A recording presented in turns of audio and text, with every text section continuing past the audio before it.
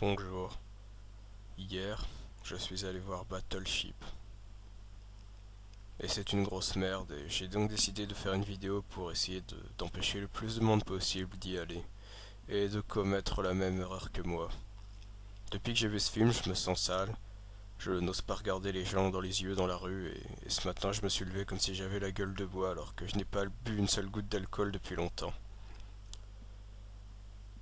Alors en fait c'est une adaptation du jeu La Bataille Navale. D'ailleurs dès le début du film, on voit le logo Hasbro, la société qui fait les jeux de société, et on comprend que ça va vraiment être une adaptation très sérieuse du jeu La Bataille Navale. Ce qui, selon moi, est vraiment une fausse bonne idée. Alors voilà, quand on voit en ce moment sous vos yeux, vous avez des images du jeu de société, La Bataille Navale, et on se demande vraiment comment ils ont pu passer de ça à ça. À partir d'ici, je vais couper la musique et le son de la bande-annonce afin que vos cerveaux ne soient pas contaminés également par la médiocrité ambiante. Alors je voudrais parler un peu du scénario qui est un mélange d'Independence Day, de Transformers et de Pearl Harbor. Alors moi j'ai rien contre le cinéma popcorn, les explosions et les films de Michael Bay. J'ai même trouvé le premier Transformers regardable vite fait. Mais là non, j'ai pas pu. Enfin c'est vraiment un ramassis de clichés entassés les uns sur les autres pour faire un film. Enfin, vous ne verrez rien d'inédit dans ce film, vous avez déjà tout vu. Déjà, ça commence avec un héros complètement idiot, un gros irresponsable immature auquel on n'a pas du tout envie de s'identifier, qui veut draguer une grosse bonasse dans un bar et donc qui va lui acheter un burrito au poulet. Oui, oui, vous ne rêvez pas, le film commence bel et bien avec le héros qui achète un burrito au poulet à une fille pour la séduire. Et ça marche, puisque 5 ans plus tard, on voit qu'ils sont sur le point de se marier, que le mec a décidé de s'enrôler dans la Navy. Et comme par hasard, le père de la grosse bonasse est lieutenant, enfin c'est un supérieur dans la Navy, et le héros doit lui demander la main de sa fille.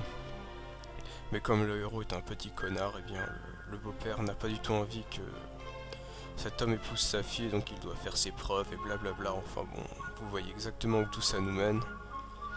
Donc il y a des sidekicks inutiles, genre le pote du héros qui l'encourage à aller dans la Navy et qui, une fois ceci fait, ne sert plus à rien.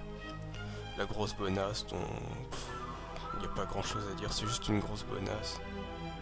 Elle a fait vaguement des choses pendant le film, mais c'est juste histoire de justifier sa présence. Et c'est décolleté.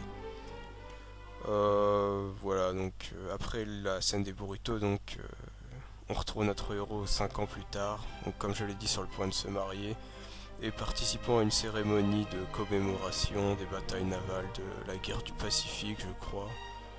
Enfin, ça expliquerait pourquoi il y avait des Japonais, puisque c'est un genre de grand défilé de vaisseaux avec des vaisseaux japonais, blablabla, enfin voilà. Et donc pas de chance, c'est à ce moment-là que les extraterrestres décident d'attaquer, en commençant leur attaque par la mer. Donc ils veulent juste tout bousiller, hein, enfin un peu comme d'habitude. Et donc bien sûr les courageux humains et le fantastique héros qui va prendre le sens des responsabilités et compagnie décide de se lever contre les méchants aliens. Enfin bon bref, c'est du vu et revu. Au niveau casting, le héros est joué par un mec qui s'appelle Taylor Kitsch qui porte très bien son nom, qu'on a vu notamment dans John Carter. Donc il serait temps que ce garçon fasse de vraies choix de carrière s'il ne veut pas disparaître définitivement. Enfin bon, s'il nous refait encore un film comme ça, on ne pourra plus rien pour lui, il n'aura eu que ce qu'il mérite. Il va passer son temps à gueuler dans le film, et il a une voix très irritante, alors au bout d'un moment ça fait vraiment mal à la tête. On a aussi Liam Neeson, le seul acteur célèbre du film si je ne m'abuse, qui joue le beau-père du héros, et qui à mon avis a dû rester une demi-journée sur le tournage, toucher son chèque et se casser tellement il a peu de présence. Enfin, le personnage sert juste à montrer qu'il y a un acteur connu. Enfin voilà, je vais pas m'étendre un peu plus là-dessus. La bonasse est jouée par une bonasse, donc... D'ailleurs, je l'ai même pas trouvée si bonne que ça, d'ailleurs. Pas grand intérêt ici non plus, je vais pas m'étendre sur elle. Notez le jeu de mots. Rihanna est là aussi, la chanteuse, donc elle est aussi plate et inintéressante qu'à son habitude. C'est-à-dire que son personnage dans le film est insipide, tout comme son personnage public. Et elle joue aussi mal qu'elle chante. Donc, pas de surprise à ce niveau-là. Enfin bon, j'ai rien contre le fait qu'elle décide de devenir actrice, puisque finalement c'est un bon film pour elle. Je préfère qu'elle soit dans ce genre de film qu'on peut facilement éviter plutôt que dans des films intéressants. Sinon, il y a un mec handicapé sans jambes qui passe lui aussi son temps à gueuler pendant tout le film. Je pensais que ça valait le coup d'être dit. Alors, les effets spéciaux sont quand même vachement bien, hein. Enfin, vu le fric qui a dû être mis dedans, tant mieux. À part la gueule des aliens qui n'est pas originale pour dessous. Je vais essayer de trouver une photo pour la mettre dans le montage, pour que vous n'ayez aucune surprise et que vous n'ayez aucune envie d'aller voir le film. Donc voilà, le film dure facilement plus de 2 heures je pense. J'ai pas chronométré. Et je suis sorti avant la fin pour la première fois de ma vie. Lors d'une scène extrêmement atterrante où il ne reste plus qu'un vaisseau gentils humains et un vaisseau méchants aliens. Et donc eh ben, il décide de servir du dernier vaisseau qui lui a vraiment servi pendant les guerres anciennes. Et à ce moment là ils se disent oh là là, on a un équipage réduit, comment on va faire? Et alors ben, les vétérans des anciennes guerres arrivent au ralenti sur une musique patriotique et disent qu'ils sont prêts à reprendre du service et gna gna gna.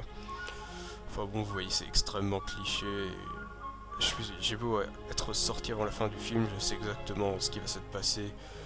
Je pense que le sidekick ami du héros va mourir avant la fin.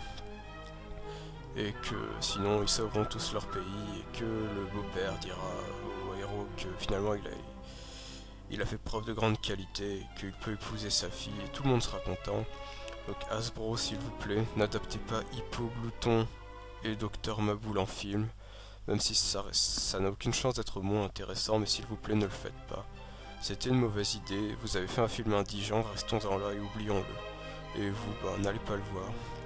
Je vous recommande plutôt d'aller voir la cabane dans les bois, qui est un film d'horreur extrêmement drôle et inventif.